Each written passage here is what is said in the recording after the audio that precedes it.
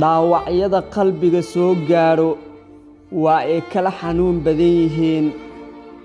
hagar aad samaysay ama wax aad adigu damacsaneed oo dib kuugu soo noqdane waa ay xanuun badan tahay.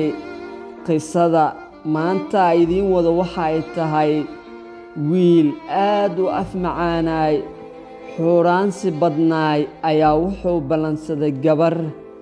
kadib waxa uu rabo dhulka inuu la jaro. saaxiibadiis ayuu sidoo kale u ballamiyey. kadib arrin ayaa soo booday. kadib saaxiibadiis walaashiis ayaa u imaaday. gabadhi kalena waa ay badbaaday. alla xanuun badanaa. qisada idiin wada waxay ku bilaabanaysaa sida tan. intaana u gudagelin saaxiibka sharafta badanoo waxaa ka daawanaysaa barteena YouTube-ka Socdaal 24 iyo aaladeena TikTok-ga Socdaal 24 iyo page-keena Mahad Sheekh Abuukar Mahad Socdaal. qisada waxay ku bilaabanaysaa sida tani. waxaa jiray wiil aad u afmacaay oo gabar walba oo arko u dhoola cadeey jiray. markii dambe gacantiisa waxaa soo gashay gabar dhoorsan. waxay ahayd gaashaan xuuralceen ah. ragga qaar inay la hadasho looguma talagelin joogga iyo jamaaga ay leedahay. dharka qaar markay qaadato quruxdeeda ayaa ku soo jiidanayso. istaylka waddada markay socotay carafteedana waxay tahay mid rag badan ay ku soo jiidatay. waxa ay markii dambe gacanta u gashay wiil dhaqankiisa aanu toosnayn. garashadiisuna ay ahayd gabar walba uu qabto inuu madaxa ka maro kadibna uu iska daayo. wiilkan dhowr mar ayuu gabadhii ballamiyey kadibna waa ay ku adkaysay. markii dambe waxaa dhacay xuuraansi badan, ammaan badan. gabdhahana inta badan waxay aad u jecel yihiin in la ammaano. wiilkii waxa uu sameeyey in gabadhii uu aad u ammaano. kadib markii gabadhii uu ammaanay waxa uu ku ballamiyey guriga hooyadiis ayuu ku ballamiyey. waxa uuna u sheegay beri galab saacaddu marka ay tahay 11 galabnimo inay imaado guriga. gabadhii haye ayay dhahday. markaas ayay weydiisay ku dhahday guriga yaa joogo. markaas ayuu ku dhahay guriga aniga iyo qof kale ayaan joogno.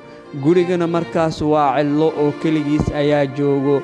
gabadhii waa ay aamintay qalbigeedana Allah ayuu ku xirtay. wiilkii waxa uu sameeyey inuu waco wiilal badan oo saaxiibadiis ah. markaas ayuuna waxa uu sheegay in beri galab uu u ballamiyey gabar. gabadhaasna ee soo socoto waxa uu dhahay aniga ayaa ku hormari doono kadibna adinka waa soo geli doontiin waadna ka shaqaysanaysiin. dhammaan wiilashii qalbigooda ma aysan soo gelin in gabadhi la dhalatay u dhaxli doonaan sidoo kale hooyadood kale ay tahay. mid walba waxa uu dhahay haye wakhtigeena raaxada ayaan ku qaadanaynaa. miyaysan qalbigaada soo gelaynin inaad beri dhali doontid? miyaysan qalbigaada soo gelin inaad u dhaxli doontid?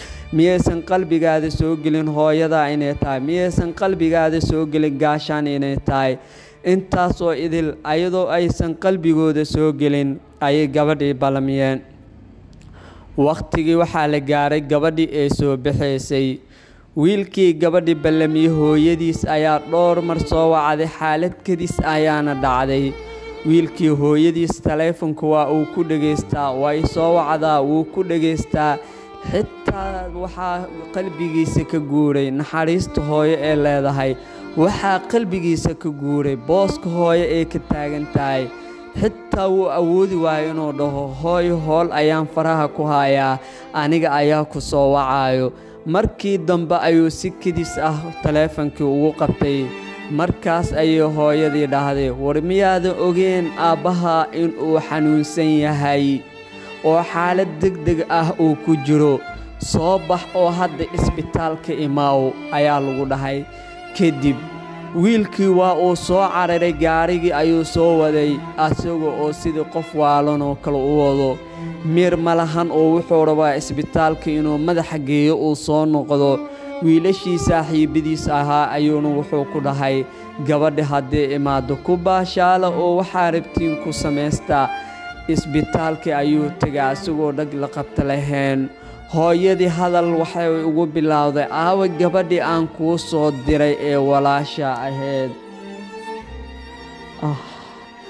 markaas ayuu qalbigiisu waxa uu dareemay taleefankii hooyadu waxay dhahday taleefankii markaad iga qaba weysay ayaan gabadhii walaasha ahayd kuu soo diray. waa uu naxay, waa uu ooyey, wuxuuna ogaaday wiilashii saaxiibadiis ahaa haddii gabadhu u tagtay inaysan ka badbaadaynin. gaarigii ayuu mar kale waxa uu soo waday sidii qof waalan oo kale ah. gaarigii markuu guriga imaaday waxa uu arkay walaashiisoo qaawan oo dharkii laga dhigay oo wixii doona laga samaystay. kadib wiilashiina waa ay ka tageen. falkii oo la damacsanay gabar kale ayaa waxaa ku dhacday walaashiis. dabankii oo la maaganaa gabar saaxiibtiis oo balamiye ayaa waxaa ku dhacday walaashiis. qisadani waxa ayna baraysaa wax aadan la rabin hooyada, walaasha, ehelkaada iyo saaxiibadaada. qofku jecel hala doonin. maanta gabar kale ayuu sidaas la rabay, laakiin qadarti alla ayaa waxay ku dhacday gabadhii kale wixii loo rabay in walaashiis maanta ay ku dhacday. tani waxaa jirta dad badan oo dhallinyaro ah oo weli ku baraarugsan. waxaad ogaataa gabar inay kula dhalatay sidoo kale u dhexli doontid. sidoo kale waxaad ogaataa in xaaskaada rumaad ay noqon doonto. waxaad ogaataa haddaad xanuunsato midda keliya oo ku caawin doonto inay noqon doonto ayadu. adiga daawanaya muuqaalkan hore ma u aragtay qiso nuucaani oo kale ah? mase dhegtaada ma soo gaartay? haa, jawaabtaadu haddii ay tahay qaybta commenti qurux badan noogu reeb si saaxiibo badan ficilkaas ay ugu soo noqdaan. tabinta waa anigoo ah Mahad Abuukar Maxamed, Mahad Socdaal. waxaan leeyahay barta YouTube-ka Socdaal 24. waxaan idiin soo dhigaa qisooyin fara badan kuwaas oo mar walba aan soo qaato qisooyinkaan isleeyahay saaxiibada wax badan ayay ka faa'iidi karaan. sidoo kale aaladdeena TikTok-ga Socdaal 24 ayaad nagala socon kartaa iyo page-ka Facebook-ga Mahad Sheekh Abuukar. tani inta muuqaal kale ku kulmi doono saaxiibka sharafta badanoo waan kaaga mahad celinayaa inaad saaxiib la tahay.